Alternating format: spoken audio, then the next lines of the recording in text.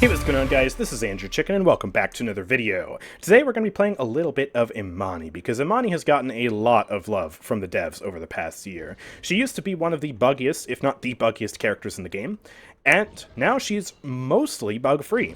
There's still one or two bugs, but for the most part, she's feeling really good now, and they've also given her a few balance changes to make her a decently viable character, and also someone who's really fun, really unique, and personally, I plan on playing a lot more Imani now, because yeah, I'm super happy to see all the fixes that they've done. Most recently, they have fixed her dragon's fall-off, because the dragon, fun fact, was not supposed to have fall-off. That was not a feature, although it was in the game for long enough that it almost felt like it was. That's been fixed. No more fall-off on the dragon. It's now a lethal ability, and that is amazing. But also they've given her a balance change where they put the Frostfire Glide speed card into base kit at level 4. So now, you don't have to invest loadout points anymore to make your Frostfire Glide fast. It's just a buff across the board to any loadout you play, which is really, really nice. And today I'm going to showcase probably the most popular and iconic Imani build, which is, of course, the cooldown reset build. It's a really fun build. I recommend picking it up if you are, looking to get into this character, and I definitely recommend playing her, because even though she's not, the strongest character in the game or anything like that, she's a lot of fun, and this build is a lot of fun. First of all, talent selection, though. Usually I end up playing Splitting Ice, and that's because I don't like the damage nerf that Pyromania gives you, and I don't like being sedentary, so I find I don't get that much value out of Mana Rift. Her talents are all kind of weird. You can just pick whatever you want, because they all work with this build. The crux of the build is Discipline level 5 and Draconic Will level 5 to give us all of our abilities a bit of cooldown reduction whenever we use Elemental Shift. 3-second internal cooldown, very good cooldown reset cards. And then we also have Swifts here, because I find that the base Inferno Cannon speed is just way too slow for my liking. I can't play without the card. It's just that good. Hopefully they, at some point, buff the speed of the base Inferno Cannon. But until then, Inferno Cannon, Swift Seer is basically just a band-aid fix for it. But yeah, let's head out and let's talk about why Imani is pretty good in 2024 compared to where she used to be, but also talk about a few downsides that she still has. Because like I said, she's not a meta damage character per se, but she is ridiculously fun. So first of all, one of the major things that affected Imani in Season 7 was the Season 7 item store change. Oh boy, I'm getting out of here. Goodbye. I need to heal. Thank you, Furia. But in the item store now, it actually matters whether you're doing your damage with weapons or abilities, because the damage reduction items, there's now 2 of them, they apply on weapons or abilities respectively, and they're both very strong. And right now, the most popular item in the game, like literally the #1 most popular item, is armor plating, which reduces damage taken from weapon attacks. But if you're able to have a good amount of ability damage, then when the enemies buy armor plating, you'll still be doing a lot of damage with your abilities. And Imani has some of the most ability damage in the game, because this Inferno Cannon is an ability. And so, yeah, she's mostly unaffected by the new damage reduction, and that's really powerful, because the damage reduction items are really powerful. The downside of that is if someone actually goes out of the way to buy Arcane Warding for you, Arcane Warding is stronger than armor plating in terms of its scaling, and so she gets absolutely screwed by it. But check out that cooldown reset there. I was able to spam Elemental Shift and actually get out of that position, which was a really bad position. I shouldn't have been there in the first place, but I was able to escape because of that. And look at that fat root. That's the next best thing about Imani in Season 7, is she's kind of a utility damage character. She's not about pumping out high damage numbers, necessarily. She can still get very good damage numbers, but she's not as crazy in the damage department as someone like, I don't know, Bomb King or Groh is, right? But she has a lot of extra utility that makes up for it. No, I died to Combustible. And part of that utility is, of course, the Frost Bomb, which is one of the best crowd control abilities in the game. It's a massive bomb, does a burst of ability damage, and you can manually detonate it to root a massive group of enemies. And you can also use it for cover denial because of that arcing projectile, the fact that it's a huge AoE and you can manually detonate it. It's like if you had Bomb King's Grumpy Bomb, but you can manually detonate it whenever you want. Like, it's really freaking good. I love it. And that alone is massive value. The enemies can buy Unbound to counter it, though, so it's not like it's flawless. But it is a very powerful crowd control ability, nonetheless. And her mobility is also particularly top-notch compared to a lot of damage characters. She doesn't have bursting mobility on the same level as someone like Maeve or Vatu, where you get a quick jolt in one direction. Even someone like Bomb King has more burst. But what she lacks in burst, she makes up for in traversal.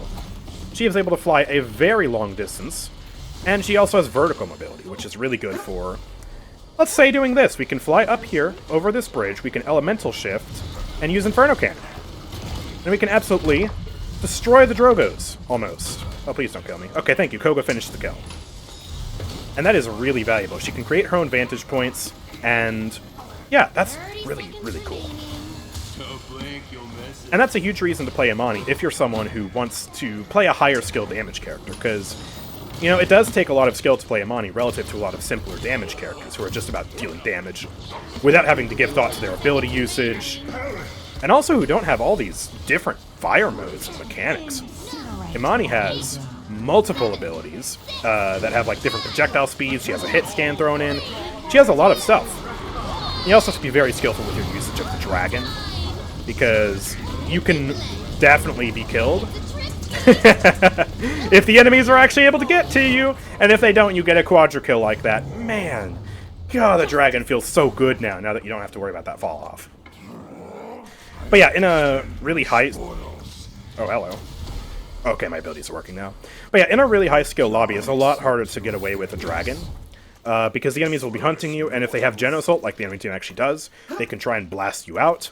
And so, it's definitely... You know, it takes some finesse to use the dragon properly. And you can use it to potentially bait enemies out who you know are going to flank you and then kill them.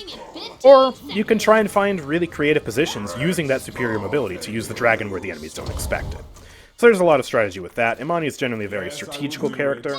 Very skillful character. I really, really like her. I honestly would have played a lot more of her over the past few years if she wasn't so buggy. But now that she's fixed, yeah, you can expect me to play more of this character, because I really like her. I have been enjoying Shaolin as of lately, and she kind of shares some similarities with Shaolin. Her fireballs are basically arrows, and Inferno Cannon is like kind of a different form of rapid shot, if you want to think of it that way. And so yeah, those skills can kind of transfer over for me, while also forcing me to learn a brand new skill set in the form of her other abilities. So that's really nice. Alright, rooted, and dead. There we go, huge. On my way. Need to try and group up here. Watch that Makoa, don't want to get hooked. Khan needs to be careful. Try and throw some abilities over there, some fireballs. Hit that Groh a little bit. And then I'm going to try and fly up here. I'm going to fly up and over. We're not really going to get touch, I don't think. Alright, I'm going to drop now so I can get touch. Throw that root out. There goes Drogos. Oh, I missed. He jumped over my shot, but there we go. We got him. Let's maintain control here. I'm actually going to chase Genos. Okay, he's too far gone. But, can throw the roots. Actually not even necessary versus Croc, but that's okay because we have cooldown reset. So I'm going to fly back over here now, and do a quick switch, and now I have Inferno Cannon. He's going to hook me. Oh, we dropped just in time. We can root him up there, he doesn't touch, and we kill him. Look at that. So you can see this cooldown reset is really powerful. Imani generally has very long cooldowns. With this build, you get such consistent and powerful cooldown reduction that you're still able to spam them reasonably consistently. You kind of get a tempo going where you use an ability, maybe fire a shot or two, use your Frostfire Glide, and then you can use another ability, reset, go back to that ability. It's very nice. Very, very fun playstyle, and it's a classic. I've showcased it on the channel many times before. Different variations of it anyways, some using like more of the health card, or different levels of cards. But it's very fun, I recommend you try it. And you notice, I don't even really need Chronos. I could buy Chronos if I wanted to be even more powerful. But this is going just fine without Chronos. So that's great. But yeah. Another downside of the Inferno Cannon, as you could kind of see there, is because it's ability damage and not a weapon shot, it's not able to take advantage of those damage buffs. Like, I wasn't able to really benefit from Furia ult there. You can't benefit from Life Rip on it. And yeah, just the fact that it's an ability is good for some reasons, but bad for other reasons. Like, yeah, it's just, it's a bit, it's a bit goofy. I could still see a world in which it gets, like, maybe a minor buff, like maybe a minor damage buff, or, you know, maybe, I mean, definitely they should increase the movement speed of the Inferno Cannon, and maybe adjust Swift Seer to compensate, or don't, and let Imani be a speed demon. That would be fun. But yeah, it's not like she's doing particularly poorly right now. She's just kind of mid, honestly, you could say. Like, she's not bad. She's not game-breakingly busted or anything. Really just depends on how good you are with the character. Alright, we're gonna run away from that Drogo's ult. Switch stance. Oh, I missed the fireball. Do a lot of piercing damage there. Crocs low, but so am I. I'm gonna throw that there. Furia's dead, so it's time for me to retreat. Just gonna focus on getting my abilities back right now. There we go. Alright, and... Ooh, do you think I can back cap? That would be incredible. Hold on. Oh, no, no, no, no, no, no, no, no, they know I'm here. Oh, no. I thought I was in the clear for a second, but then I look under the bridge, and there's Makoa. Oh, no. Well, it was worth a shot. I guess the match goes on. We are doing pretty good, though. 16-3, not bad at all. And I have space for one more item. I bought a little bit of Chronos just to really play into the cooldown reset. I could maybe get some Sentinel, actually, considering they have Window of Opportunity and Combustible. But it's probably not worth it. I don't know. Maybe it is. They don't have that much Wrecker, although Groh is getting some. Another option, I guess, would be like Veteran for more survivability. Just really play into that. Although a cheaper item would be kind of nice, considering I already invested a lot of credits into these two. So maybe I can go for...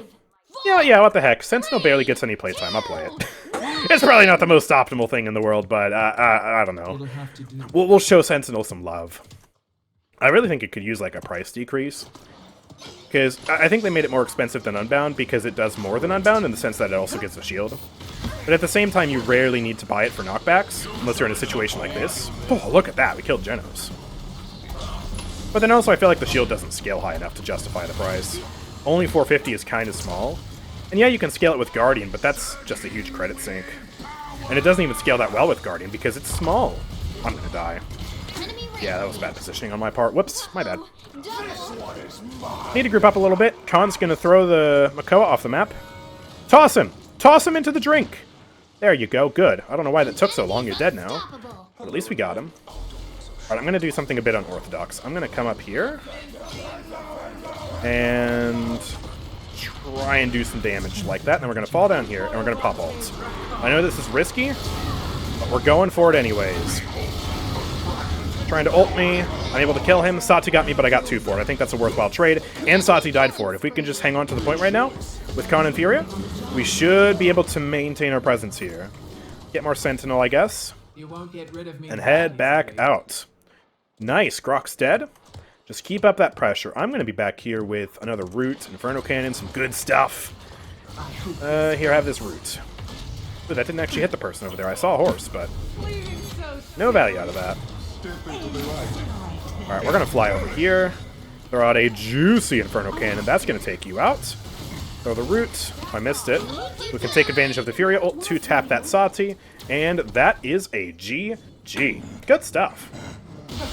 So hopefully that was a good enough showcase of Imani in 2024. As you can see, most of the bugs are gone. The only bug that really remains that's actually impactful and daunting is the bug where you can't see your health while you're using the dragon. I had no idea Sati was shooting at me when I was using my dragon, because I wasn't looking at her, and then I had no UI indicator to tell me that my health on Imani herself, not the dragon, Imani herself, was going down. So they need to fix that. It was a thing at one point. It just bugged from the game. Like, it bugged itself out of existence, like 3-4 years ago, something like that. It needs to come back. But that's probably the biggest bug. Otherwise, Imani's feeling really smooth compared to where she was this time a year ago, and especially this time like 2 years ago. Imani, she's come a long way. I'm super happy to see it. And we were actually able to get top damage in the lobby there, although Koga actually managed to outkill me and get more assists than me. I died fewer times, so I guess that's nice, but yeah, good performance from the Koga. I feel like I did pretty good myself, and yeah, Imani's just super fun. Really nice character to play right now. Again, I have to keep emphasizing, she's not meta, but she's a fun character to play. She's good if you're good at her, and yeah, I'm going to play some more Imani. That's, I guess, the point of this video at the end of the day. So yeah, if you guys have enjoyed, make sure to drop a like, subscribe, turn on notifications so you never miss an upload from me. Check out the Twitch channel and the Discord server linked in the description down below.